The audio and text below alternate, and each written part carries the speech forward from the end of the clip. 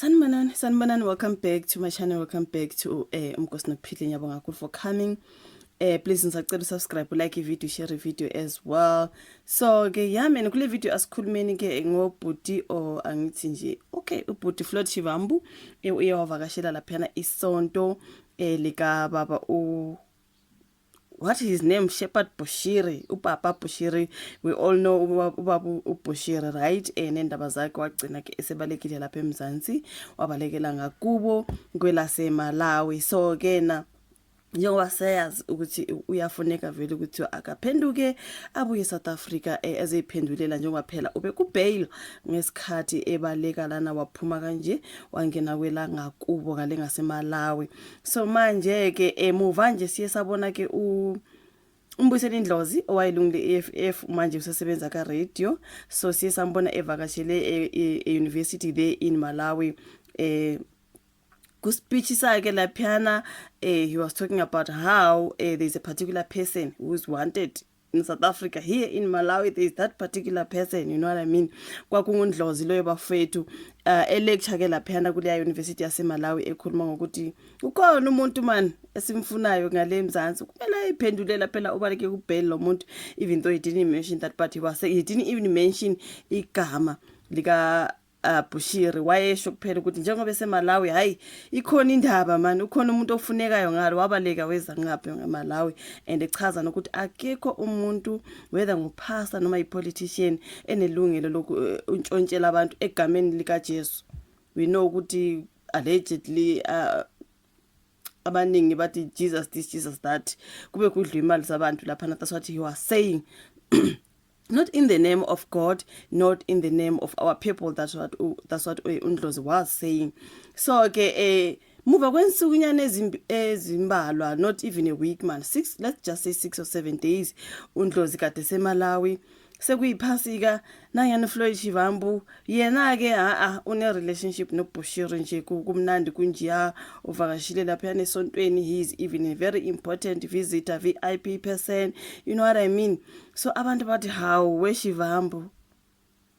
So besisakhuluma ukuthi uNdlozi wenze kahle ngokufika kukhumbuze lo muntu ukuthi buya bheki siyakufuna ngapha izi uzoyiphendulela uthi untshontshelana abantu ngapha imali zabo ukubail nakhona, and wabaleka hayi buya jika mfethu buyela back to you know, he mentioned that manje wena ke sephasikeni seningochomi lapha senihlele etafuleni phuza nonke itiye njani mntakabawo. Asithi mhlambe ngilethe ke leya video kaNdlozi anzange ngayiposta kule channel simuzwe ukuthi uNdlozi wayetheni during his visit in Malawi. Sizobuya sesikhuluma ngoShivambu. There is someone here in Malawi who is wanted in South Africa. I'm going to ask the minister to help me go past that house of that person and just tell him there are questions for you there in South Africa that you must come answer. Whether you are a pastor or a politician, you don't have the right to steal from the poor. Not in the name of God, not in the name of our people.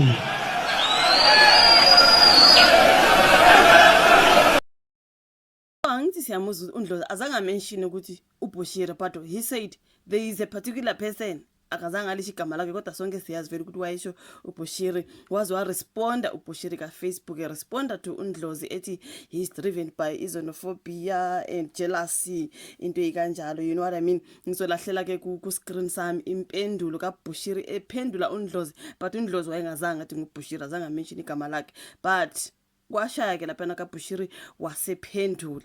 Okay manje ke emva kweviki elilodwa asisho mhlambe sithi iviki elilodwa sekuyiphasika nangiyana ke the MK Party Secretary General Floyd Shivambu whining and dining lapha, even that grand entrance no Papa Bushiri esontweni. Abantu bathi how we Shivambu kanti vele wena nini esichomi no Bushiri, hayi wena ngathi ngosidayisa kuningi abantu abakushoyo bafethu.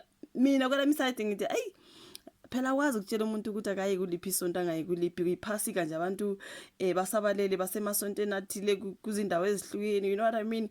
uFloyd yena wathi mina ngiyaka Bushiri. My question is, was it cloud chasing mhlambe just trying to get back at uNdlozi ngoba uNdlozi wafika le wakhuluma ngoBushiri noma engamention igama kodwa obviously uBushiri uphendulile ngoba wazile ukuthi kushiwo yena.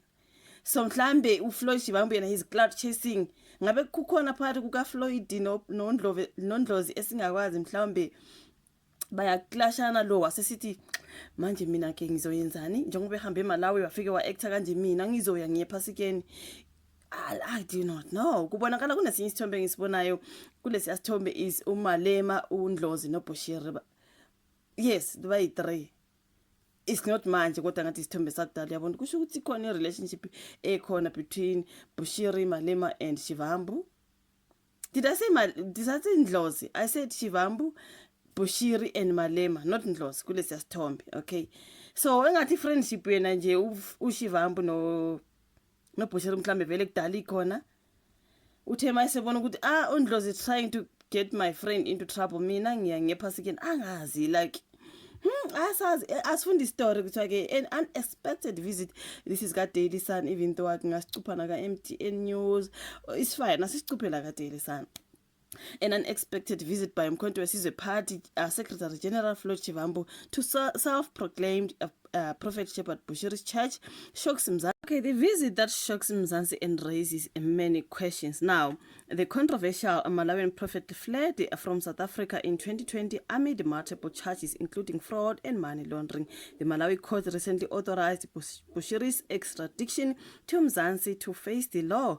On Friday, the 18th of April, South Africans were shocked to learn that Shivambu attended Bushiri's church service in Malawi.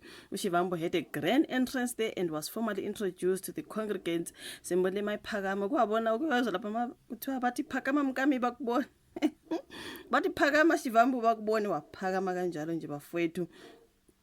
Wathi ke ulona uBushiri, this evening we are also privileged to worship together with one of our great and wonderful men I know who loves Africa and supports African affairs, religion, and more especially he loves God.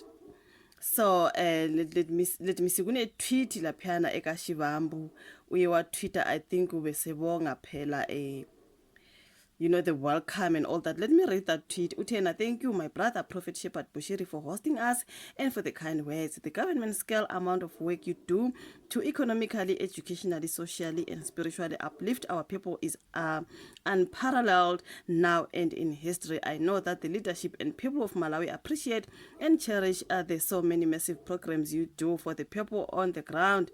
Continue doing the good work. The book says, kindness to the poor is a loan to the Lord, and he will repay the lender. God bless. That is uShivambu itweet yakhe ngizoyilahlela ka screen.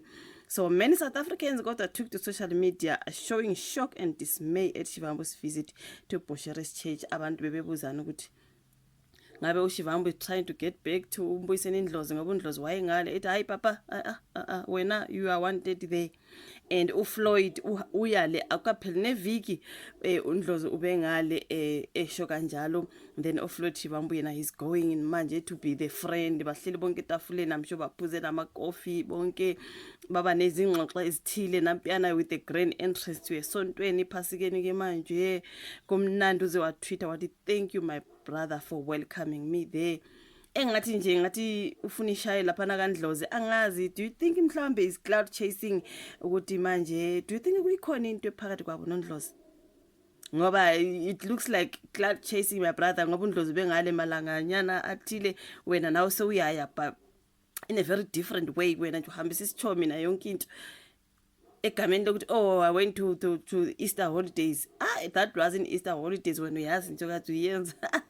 Into kanjalo bafowethu udaba luka Floyd Shivambu abantu sebekhulumile bathi hawu lo hayibo. Okay, but anyways ngoba abantu asibakhethile ukuthi abayikwapha amasonto but yena he chose to fly to Malawi ukuya kuleliya elika Papa Bushiri. Ngathi kukhona ubungane obukhona based on that particular picture benomalema lapha ngibona ngathi vele mhlawumbe it's not the first time whatever it is. So abantu sebethi how is he trying to get back on at uNdlozi or njani mntakabawo angazi isho vola ka comment section ulike video subscribe share asibonane kwezayo bye.